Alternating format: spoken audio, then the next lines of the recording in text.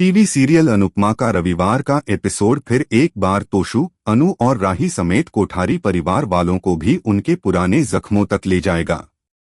जहां राही अपनी हार से ज्यादा अपनी मां की जीत से खिसियाई होगी, वहीं कोठारी परिवार वाले अपनी बहू को इस हार के लिए जिम्मेदार ठहरा रहे होंगे।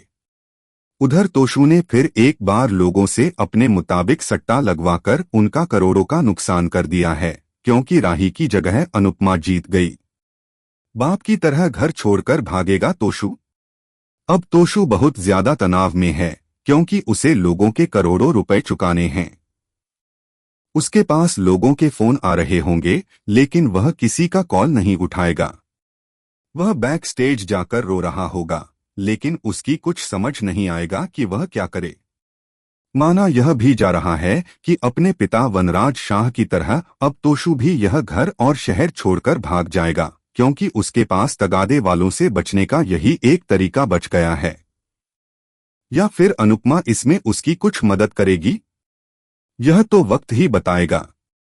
जीत के बाद मीडिया से बात करेगी अनु। उधर अनुपमा अपनी बेटी राही को बार बार समझाने और चुप कराने की कोशिश करेगी, लेकिन हमेशा की तरह उसे बेइज्जती के अलावा कुछ नहीं मिलेगा।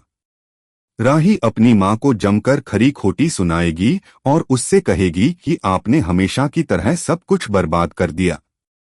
जीत के बाद जब दोनों टीमों से बात करने के लिए मीडिया वाले इकट्ठा होंगे, तब अनुपमा मुंह लटकाए वहां पहुंचेगी। तब देविका उसे घसीटकर साइड ले जाएगी और उसे खूब लेक्चर देगी। वह समझाएगी कि कैसे यह जीत उसने कमाई है।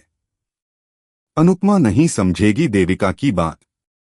देविका उसे समझाएगी कि अगर राही जीत गई होती तब भी उसे अपनी मां के हार का अफसोस नहीं होगा, वह अपनी जीत की खुशी मनाती। देविका कहेगी कि जब अनुपमा हमेशा से इस जीत के लिए प्रार्थना कर रही थी, तो फिर अब जब उसे जीत मिली है तो इस तरह बर्ताव क्यों कर रही है।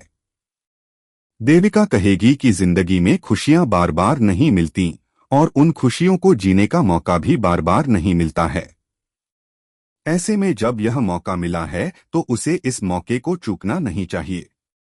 लेकिन बातों बातों में वह अपनी सेहत का भी हिंट अनुपमा को दे देगी।